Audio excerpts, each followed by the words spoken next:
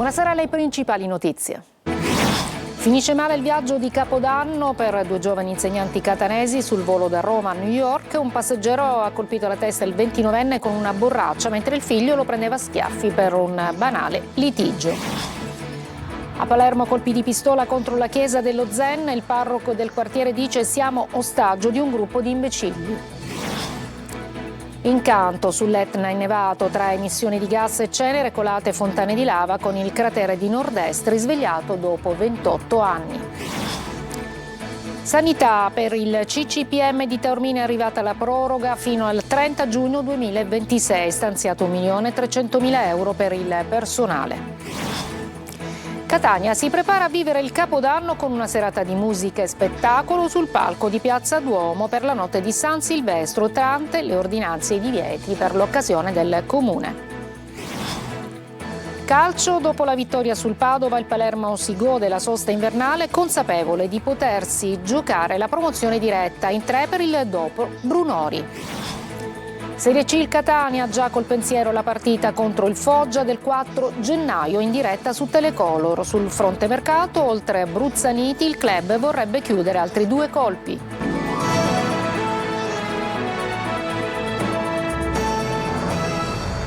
Eccoci, buonasera, benvenute e benvenuti. Il sogno di Capodanno a New York di Martina e Domenico, 2 giovani insegnanti catanesi, si è trasformato in un incubo poco prima del decollo sul volo in partenza da Roma. Un banale litigio è degenerato. Un passeggero 60enne ha colpito Domenico con una borraccia in testa, mentre il figlio lo prendeva a schiaffi per un banale litigio. Sentiamo Eva Spampinato. Mi hanno fatto diversi controlli, tra cui 3 TAC, e c'è stata una lieve emorragia interna. Domenico Laudani parla con un filo di voce dal letto dell'ospedale San Pietro di Roma. Lo vediamo in foto con la testa ancora fasciata. Gli ultimi giorni dell'anno li trascorrerà qui sotto osservazione invece che passarli a New York insieme alla sua fidanzata. Il viaggio dei sogni, programmato da tempo, si è trasformato in un incubo che per fortuna non è finito in tragedia. Sembrava di vivere una situazione irreale, una scena di un film. Io che perdevo sangue dalla testa, la mia ragazza in preda al panico, la gente che ovviamente si è spaventata, faceva video. Poco prima del decollo i 2 fidanzati, entrambi insegnanti, si trovavano già seduti ai loro posti quando arriva una famiglia campana con a capo il padre visibilmente alterato. Le loro cappelliere erano piene e volevano mettere i bagagli in quella dei 2 giovani. La coppia catanese si mostra disponibile, ma qualcosa va storto. Prende la valigia, mi guarda con gli occhi sbarrati e la tira con forza all'interno della cappelliera. È stato lì che il mio ragazzo gli ha detto: scusi, ma come si permette? Io all'interno ho una macchina fotografica, ho un computer. Il figlio arriva e ci urla contro il fatto che nella loro postazione non c'era spazio. È stato lì che Domenico gli ha risposto: guarda, non sto parlando con te, stai zitto, sto parlando con lui. Il figlio inizia a colpirci con le mani e il padre prende la sua borraccia di metallo piena di acqua e colpisce alla testa Domenico. Domenico, insegnante, fotografo e PR molto conosciuto a Catania, viene trasportato d'urgenza in ospedale. Subito dopo la botta ho avuto forti giramenti di testa, nausea e mi sono accasciato e perdevo visibilmente sangue dalla testa. Tra rabbia, paura e delusione, i 2 ragazzi sono pronti adesso a sporgere denuncia contro gli aggressori. A Palermo colpi di pistola contro la chiesa dello Zen. I proiettili hanno raggiunto l'interno dell'edificio religioso dove fortunatamente non c'era nessuno. Il parroco del quartiere dice: siamo ostaggio di un gruppo di imbecilli. Sentiamo Marco Gullà. Mentre a Monreale avveniva il battesimo dell'associazione MAS in memoria delle vittime della strage, allo Zen si continuava a sparare. Un petardo e colpi di arma da fuoco sono stati esplosi contro l'ingresso secondario della chiesa del quartiere. I proiettili hanno raggiunto l'interno della chiesa dove fortunatamente non c'era nessuno. Questa mattina abbiamo incontrato il parroco dello Zen, sconvolto ma al contempo arrabbiato per un nuovo episodio inquietante. È il segno dell'imbecillità di queste persone, perché veramente per fare una cosa di questa io penso passando come la persona più imbecille che questo quartiere abbia mai avuto. Però è anche un segno di mancanza di controllo da parte nostra di questo territorio. Io dico da parte nostra, non dico solo le forze dell'ordine, ma anche noi come realtà, perché ci sfugge di mano che nel centro di un quartiere uno piglia, spara, fa esplodere un petardo che squarcia una porta di un teatro, tra l'altro. Il clima allo Zen è da Far West. Guardate questa pensillina interamente crivellata da colpi di pistola. E poi, nei giorni scorsi, è stato fatto esplodere anche un tombino. E mentre padre Gianna Lia parla, viene anche fatto esplodere un grosso petardo. Poi è brutto anche per altri motivi. È brutto proprio perché questo luogo, in questo contesto di fatti drammatici che l'hanno interessata, è stato anche la chiesa punto di aggregazione di istituzioni, associazioni. Allo Zen c'è tantissima gente che quotidianamente chiede ben altro per il quartiere. Siamo in ostaggio di un gruppo di imbecilli. Se questo è, come si fa? Ma lo Stato italiano certe volte si ammazza per fare missioni di pace lì a destra e a sinistra, e qui stiamo vedendo un pezzo d'Italia dove ci sono 35.000 persone, la maggior parte delle quali sono brave. Tanti bambini, che insegnamento gli stiamo dando a questi bambini? Adesso vi portiamo sull'Etna, dove incanto tra appunto la neve e le emissioni di gas e cenere colate di fontana, il cratere di Nord-Est risvegliato dopo 28 anni. Luca Ciliberti. 3 eruzioni e 3 tipi di attività differenti. L'Etna in questi giorni sta regalando uno spettacolo naturalistico eccezionale. Stamattina si è risvegliato il cratere Bocca Nuova con emissione di cenere ben visibile anche dai centri abitati. Attività che non ha nulla a che vedere però con quella iniziata la vigilia di Natale dal cratere di Nord-Est, che dopo 28 anni è tornato a produrre fontane di lava. Contestualmente, a poche ore di distanza, si è aperta una nuova bocca sull'alta parete del cratere Voragine. Poco più in basso, sulla stessa parete, si è aperta una frattura dalla quale c'è stata una colata che al momento sembra scarsamente alimentata. Attualmente permangono i divieti a quota 2750 metri per gli accessi ad alta quota, ma la situazione è in continuo divenire ed è costantemente monitorata dai tecnici dell'INGV di Catania, dalla Protezione Civile e controllata sul posto dalle guide esperte alpine e vulcanologiche. Siamo qui sul versante sud del vulcano e adesso ci troviamo a una quota di 2750 metri. L'attività vulcanica è in evoluzione e oggi abbiamo osservato un'emissione di cenere dal cratere Boccanuova, un'attività esplosiva dal cratere Voragine e il cratere Nord-Est sembra adesso in una fase di attesa e quindi staremo a vedere le ulteriori evoluzioni che l'Etna ci regalerà. Le feste e il bel tempo stanno incentivando le visite e le escursioni dei turisti. Qui siamo a quota 2500 metri e guardate alle mie spalle che cosa c'è. I have done a couple of volcanoes already, but this is the first active one, so I'm quite excited. Impossibile perdere queste esperienze. Andava fatta l'escursione, è brutto, vieni qua, ti fermi, è bello arrivare su. Da dove viene? Brasile, sono venuto a vedere questa esperienza. Gli esperti raccomandano prudenza ed equipaggiamento adeguato per la corretta fruizione del vulcano.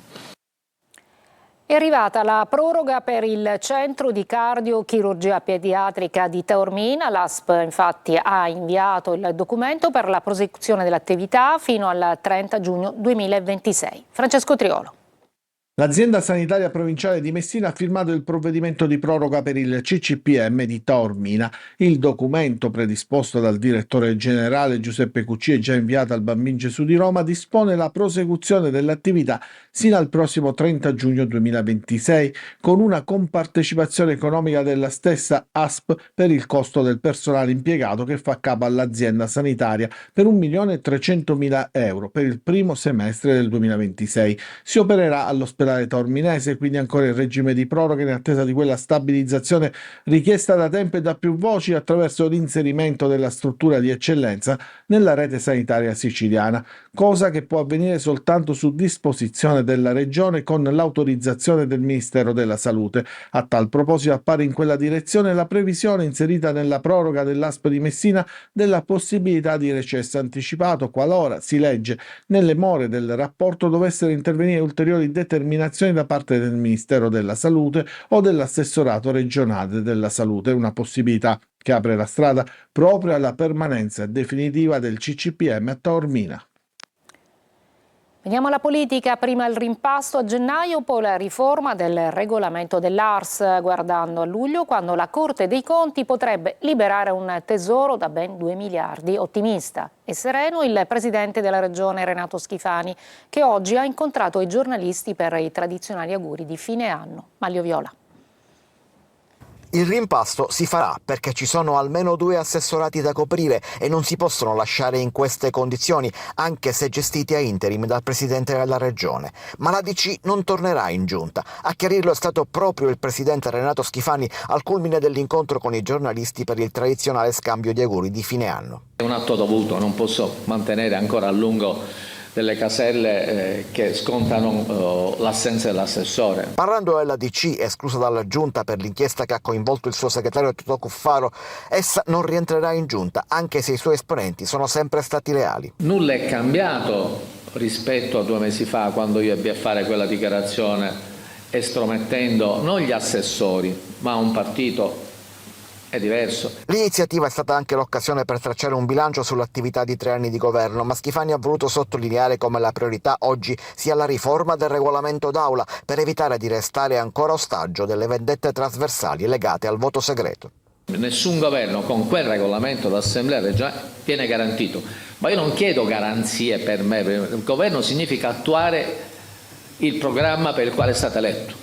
Incalzato sui temi della sua ricandidatura, Schifani ha risposto senza sottrarsi. La regola che il centrodestra si è dato è quella di ricandidare i presidenti uscenti per un secondo mandato, perché servono 10 anni per portare a compimento un progetto, ha detto. I leader nazionali hanno diritto di cambiare metodo, ma non mi pare che ci siano queste intenzioni.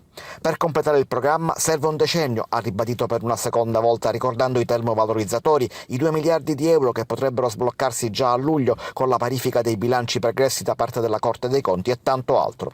Per il resto rivendica la crescita della Sicilia, gli interventi sulla decontribuzione per far crescere il lavoro, la riforma del sistema di nomina dei manager della sanità lanciata qualche settimana fa e si prepara a un 2026 di lavoro guardando avanti. A Catania col nuovo anno arriveranno fototrappole, droni e ispettori ambientali contro gli incivili della spazzatura. Ci dice tutto Tonino De Mana. Dalla montagna innevata alle montagne di spazzatura, dall'Etna a Catania, in una sola inquadratura, la grande bellezza e la grande monnezza, che in questo caso dà il benvenuto a chi arriva nel quartiere di Monte Po. Strade e marciapiedi sventrati dai mezzi meccanici che si occupano della raccolta dei rifiuti, lasciando profonde voragini dove vengono riversate tonnellate e tonnellate di spazzatura. Da queste parti la raccolta differenziata non decolla o forse non è mai stata presa sul serio. Di fuori vengono direttamente che furgone, che macchina, capito qual è il problema? Qua siamo da Sicilia, non siamo qua a Germania, non siamo in Inghilterra. In Inghilterra sulla jetta nel segreto ce la fanno pigliare, qua c'è la metà. Aprono il cofano tranquillamente, tanto controlli non ce n'è. Quante volte ti è capitato di vedere gente che butta la spazzatura? Ah, tante volte, però purtroppo io ho famiglia. Dai crateri di Monte Po ai marciapiedi impercorribili di Picanello, in queste immagini la discarica abusiva di via Spoto, con arredi e mobili in disuso in bella mostra. Sacche di inciviltà anche in pieno centro, esattamente in via Dusmet, a pochi passi dalla cattedrale.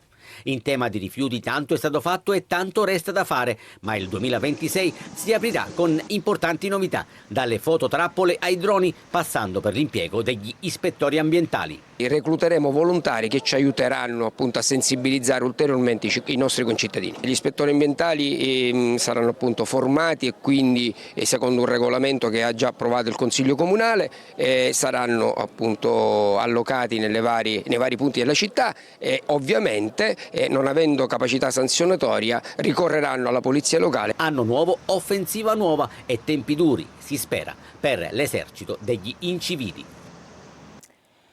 Breve pausa e poi il report di Confcommercio che fa un po' il bilancio di quello che è stato il costo per il Natale e soprattutto annuncia anche i saldi che arriveranno fra pochi giorni.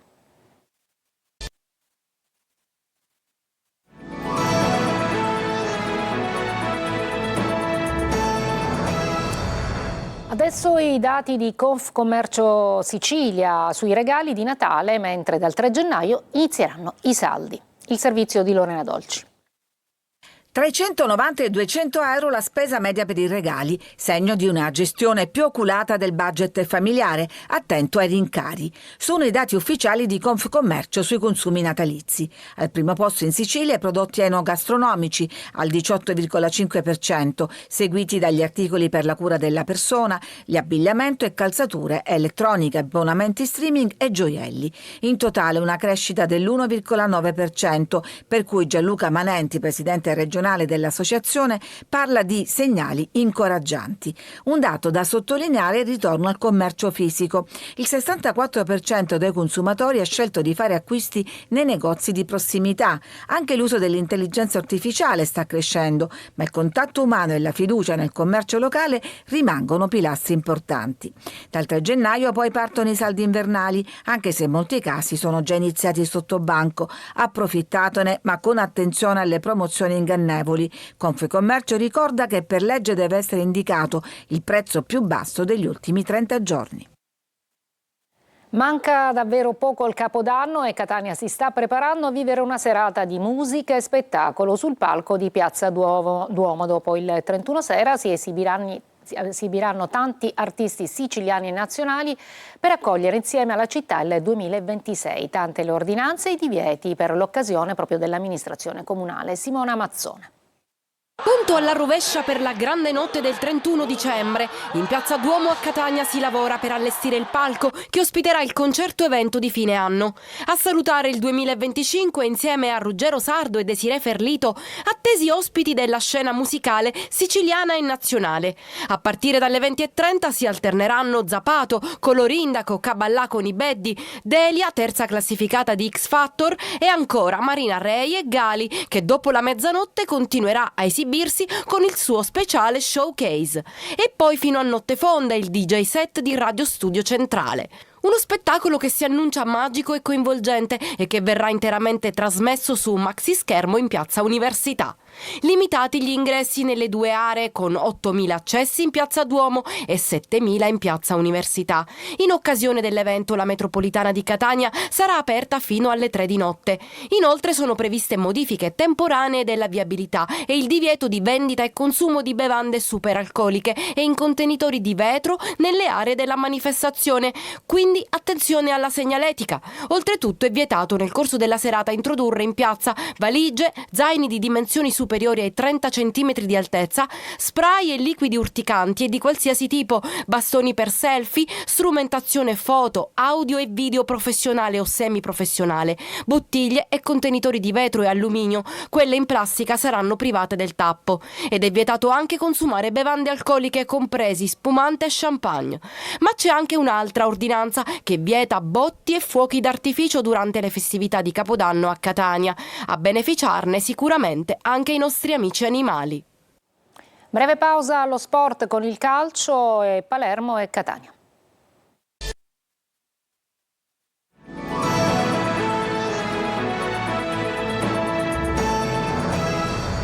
Per il Palermo in 3 per il dopo Brunori, che a breve andrà alla Sampdoria. Magnani resta in un rebus. Marco Gullà.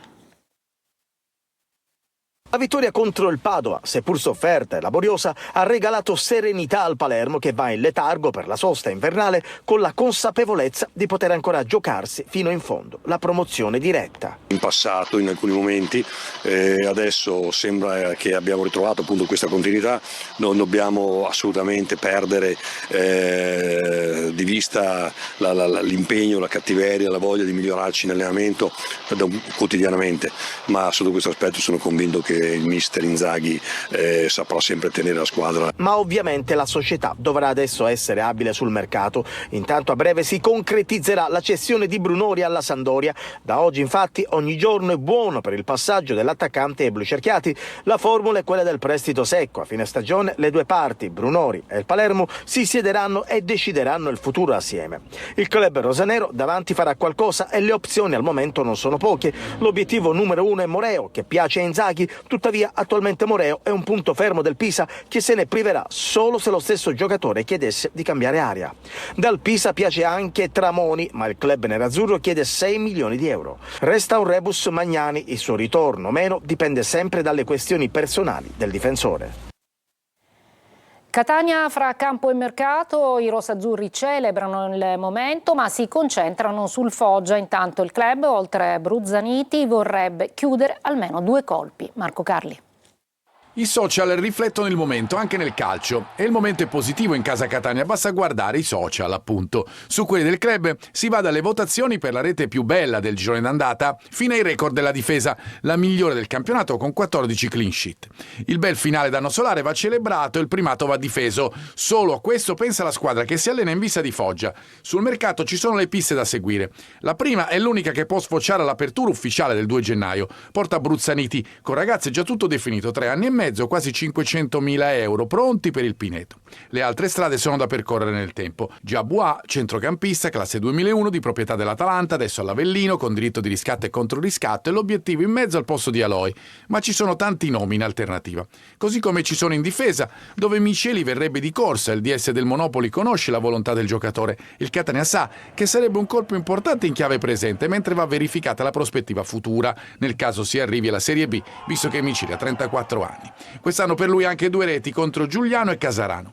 L'altra pista è l'esterno. Più che un nome c'è un identikit, tipo Ponzi del Modena, ambidestro che gioca a sinistra, classe 2001. Al di là dei nomi che restano comunque in secondo piano, c'è una verità. Per aprire l'acquisto di un altro esterno serve liberare un posto in lista, probabilmente fra i trequartisti.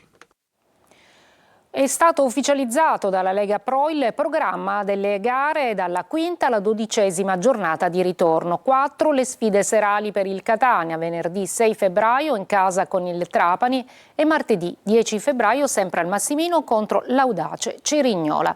Giovedì 5 marzo il big match di Benevento e la sfida interna con la Casertana in posticipo il 9 di marzo. La gara con la Salernitana si giocherà domenica 1 marzo alle 14:30, mentre il derby del De Simone con il Siracusa è in programma sabato 14 febbraio alle 17:30. Mi fermo qui per questa edizione, grazie per l'attenzione e buona serata.